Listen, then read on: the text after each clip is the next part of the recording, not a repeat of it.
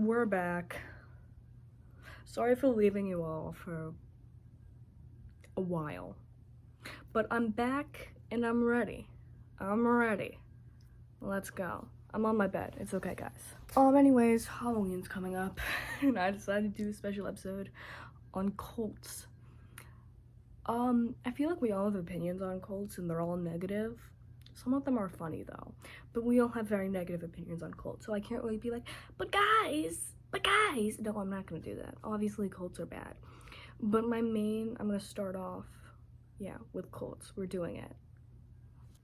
Things about cults that I think people fail to realize is that people are like, oh, they're religious cults. They are not religious. They are not religious. They are not a religion.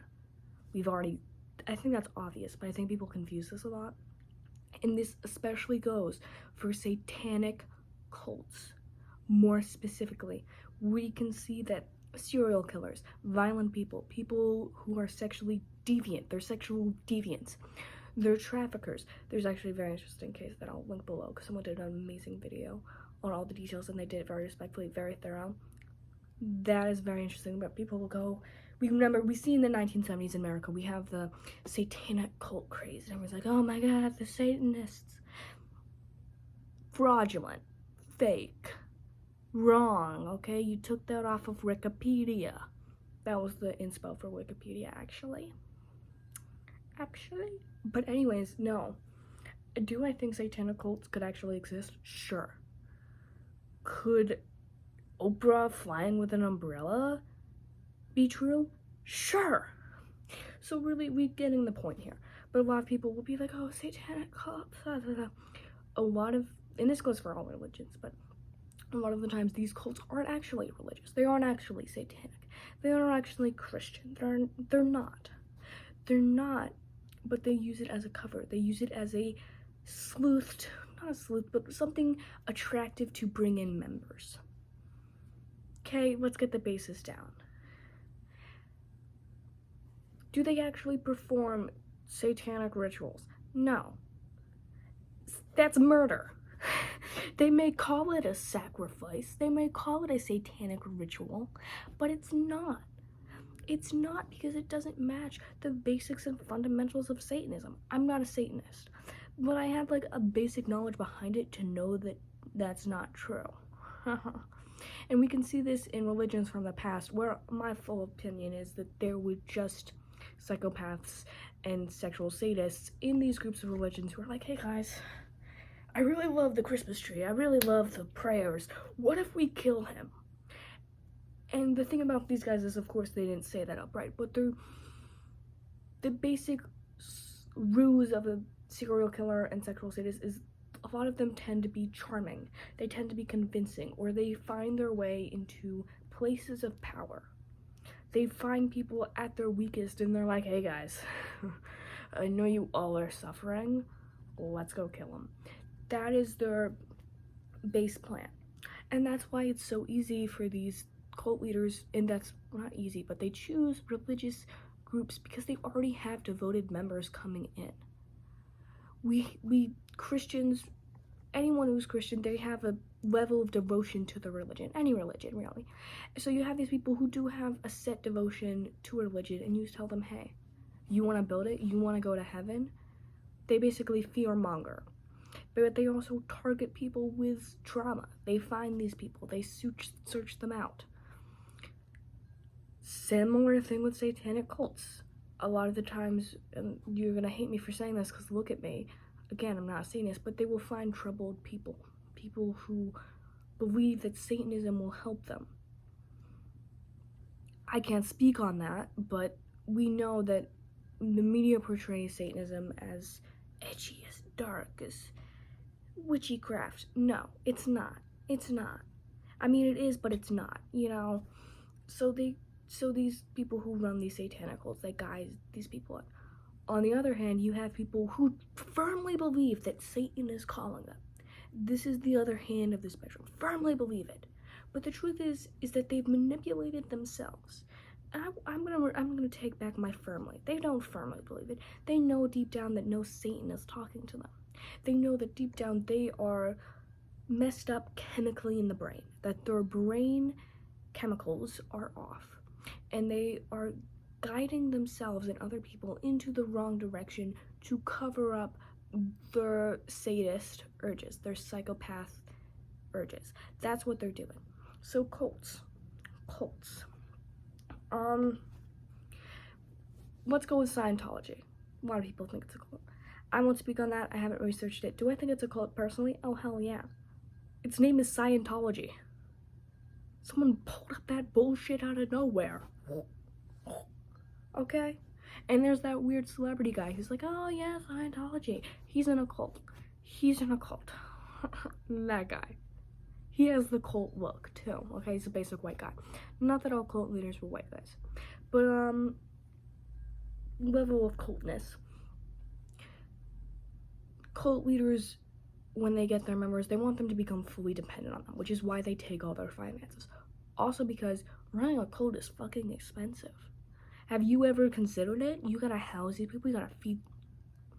You might have to feed these people. You've gotta get some merch.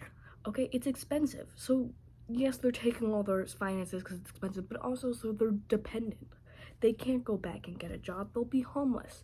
So they're cutting off that financial thing, which is one of the first steps. It's saying, you're fully dependent on me. You can't go back. And people do get to that point. We see it in gambling. We see it in actual churches. We see it in other places where people become fully dependent on someone else. So we see that. Next is the emotional and physical dependence. There's one cult in the leader, I can't think of the name, one cult, and he brought up his members into the woods and made them build their cabin, their houses. He starved these people. I think he was feeding them potato chips, okay? He was starving these people and basically shutting off all of their critical thinking skills, because if you don't know, when you're dying and you're starving, for the majority of people, your critical thinking skills go out. It's fight or flight, and what people don't realize is that both of those are highly unreasonable a lot of the time. Okay, we see action guys in movies and they're like, oh, I remember in physics class. You don't remember anything in physics class. It's okay. But they do. Unrealistic. We can see in every natural disaster event, the majority of people do not think as critically as we would want them to. And I would do the same. You would do the same. Because our brains are at a function where we have 3 simple settings. Fight, hide, run. That's our 3 main choices. Of course, there are outliers to this, but the majority is that. So he's cut off these people's critical thinking skills. And he's basically saying, you stay here, you build. He's torturing them. He's torturing these people, and this is also a lot of what cult leaders do in different forms. They make their members dependent and reliant on them. They cut off all their critical thinking skills. So they can't be like, hey, he touches kids. That's wrong. They can't, because they don't have the minds for it. And after a set period of time, their brains just begin to rewire. We know how quickly our neurons heal and fix themselves. That's what it is. Their brains rewire into this process. And in some cases, I think people do develop Stockholm syndrome. Yes. And then when we really establish a full setting cult is when reproduction begins. When these people start having children. Because now these children, they don't have an experience of the outer world. They don't have that understanding. You've made a tiny community for yourself. The narcissist, the cult leader, the sociopath, the sadist, all fit into this description, is now in full power. He is a group of people living under him. Now, since we've got that established, let's go back to the satanic cults. We see this a lot with serial killers, especially, who try and get away with the ruse that Satan is telling them to kill. We have to consider these serial killers, the most prolific ones, unfortunately, they are very smart. They have very high IQs. They know how to manipulate people. They've been doing it their entire life.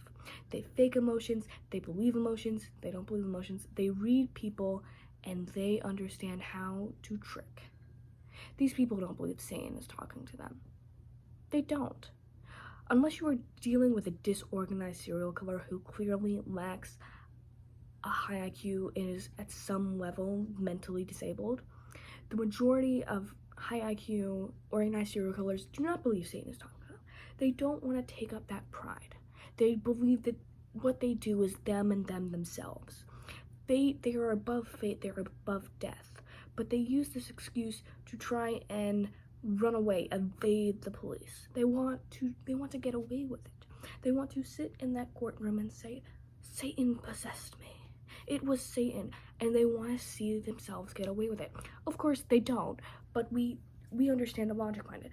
So again, I'm trying to find a study on it. I want to see if someone has done an analysis on satanic cults in America and how true they are. Like, how genuinely true are they beyond trickery and deception and manipulation? Okay, satanic cults, different religion, different ideas, very, very similar to a Christian cult, to a Mormon cult. Okay, the basis is still there. The leader of that cult is still in the same psyche as the others. They're just using a different audience. They're trying to get a different member group. Okay? I've debunked cults. There's gonna be no more cults after this video is posted, because everyone's gonna be like, oh my god, I won't join a cult. Please don't join a cult, for the love of God. Please. Because they're gonna make a documentary and your name's gonna be on the list and everyone's gonna be like, oh my god, I knew he joined a fucking cult. Okay? Don't do it. Don't do it. Don't do it.